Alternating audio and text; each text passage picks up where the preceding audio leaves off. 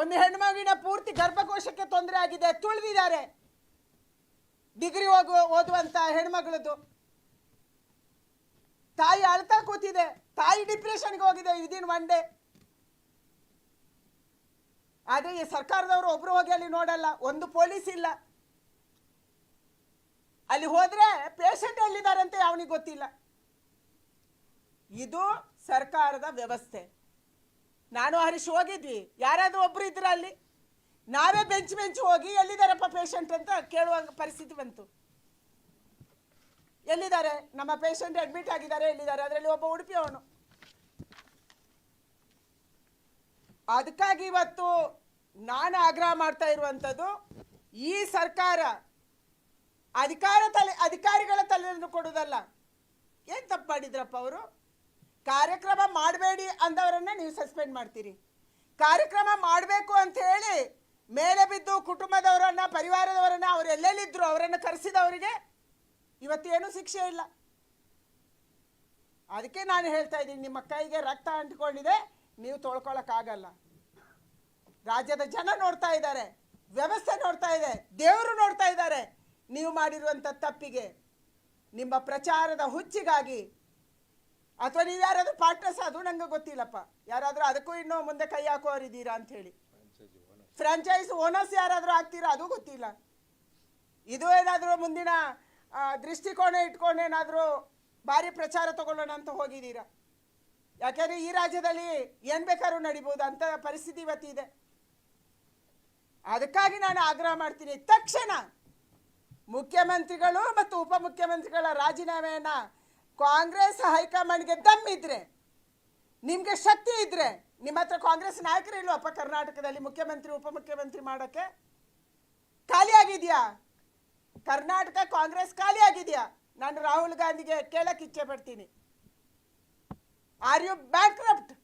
ನಿಮ್ಮ ಹತ್ರ ನಾಯಕರೇ ಇಲ್ಲ, ಕೇವಲ ಸಿದ್ದರಾಮಯ್ಯ ಮತ್ತು DK ಇದ್ದಾರೆ ಅಷ್ಟೇನಾ? ಮಾಡಿ ಬೇರೆಯವರನ್ನ, ಇವರ ಮೇಲೆ ಎನ್ಕ್ವೈರಿಯನ್ನ ಕಂಡಕ್ಟ್ ಮಾಡಿ, ಆವಾಗ ನಿಮ್ಮ ತಾಕತ್ತು ಗೊತ್ತಾಗುತ್ತೆ. ಜಗತ್ತಿಗೆಲ್ಲ ಹೋಗಿ ನೀವು ಭಾರತದ ವಿರುದ್ಧ ಮಾತಾಡ್ಬೋದು, ಆದರೆ ನಿಮ್ಮವರು ತಪ್ಪು ಮಾಡಿದರೆ ಶಿಕ್ಷೆ ಕೊಡೋಕ್ಕೆ ನಿಮ್ಮ ಹತ್ರ ಶಕ್ತಿ ಇಲ್ವಾ? ಈ ಪ್ರಶ್ನೆಯನ್ನು ನಾನು ಕಾಂಗ್ರೆಸ್ಸಿನ ಹೈಕಮಾಂಡ್ಗೆ ಕೇಳ್ತಾ ಇದ್ದೀನಿ. ಎಲ್ಲದಕ್ಕೂ ಓಡಿ ಬರ್ತಿದ್ರು ವೇಣುಗೋಪಾಲ್ ಅವರು, ಸುರ್ಜೇವಾಲಾ ಅವರು, ಈಗ ಎಲ್ಲಿದ್ದೀರಿ? ಎಲ್ಲಿ ಅಡಗಿಕೊಂಡಿದ್ದೀರಿ? Where are ಯू? किधर है आप? आइए कर्नाटका, इधर क्या चल रहा है एक बार देखिए, कितना परसेंटेज का सरकार है, क्या क्या गलत कर रहे हैं, किस किस को मार रहे हैं, कौन कौन मर रहे हैं, एक बार आंकड़ लीजिए. मैं कर्नाटका का कांग्रेस के बारे में दिल्ली में कितना भी बात करो वो सुनते नहीं है, क्योंकि Karnataka Congress government is ATM for Delhi high command. Karnataka का सरकार दिल्ली के लिए ATM है, इसीलिए आप चुप है, इसीलिए आप बात नहीं कर रहे हैं. आइए इधर. 11 लोग कैसे मरा, क्यों मरा, इसके पीछे कौन है, कौन गलत किया? एक बार आप आंकड़ लेना, आप कार्रवाई करना, तब आप हाई कमांड है. नहीं तो आप हाई कमांड नहीं, आप लो कमांड है. ತನಿಖೆ ಆಗಬೇಕು. ಇದು ಆಕ್ಸಿಡೆಂಟ್ ಆದರೆ ನೀವು ಗೇಟ್ ಯಾಕೆ ತೆಗ್ದಿಲ್ಲ ಅಂತ, ನಿಮಗೆ ಫ್ರೀ ಅಂತ ಅಂದಮೇಲೆ, ಪಾಸ್ ಇಲ್ಲ ಅಂದಮೇಲೆ ನೀವು ಅಷ್ಟು 21 ಗೇಟ್ ಓಪನ್ ಮಾಡಬೇಕಿತ್ತಲ್ಲ. ಜನ ಎಲ್ಲರೂ ಬರ್ತಿದ್ರು, ಎಲ್ಲರೂ ಹೋಗ್ತಿದ್ರು.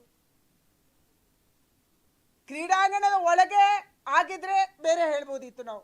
ಇದು ಕ್ರೀಡಾಂಗಣದ ಒಳಗೆ ಗೇಟನ್ನು ನೀವೇ ಮೀಡಿಯಾದಲ್ಲಿ ತೋರಿಸ್ತಾ ಇದ್ರಿ. ಗೇಟನ್ನು ಯಾರೋ ಒಳಗಡೆಯಿಂದ ಹಿಂಗೆ ತಳ್ತಾ ಇದ್ದಾರೆ, ಹೊರಗಡೆಯಿಂದ ಜನ ತಳ್ತಾ ಇದ್ದಾರೆ.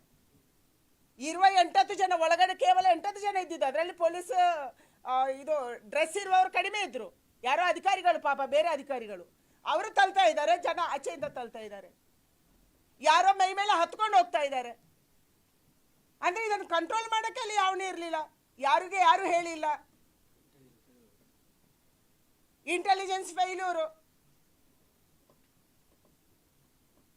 ಮತ್ತೆ KCA ನೀವು ಯಾಕೆ ಪ್ರೊಟೆಕ್ಟ್ ಮಾಡ್ತಾ ಇದ್ದೀರಿ? ಅವರನ್ನು ಯಾಕೆ ಅರೆಸ್ಟ್ ಮಾಡಲ್ಲ?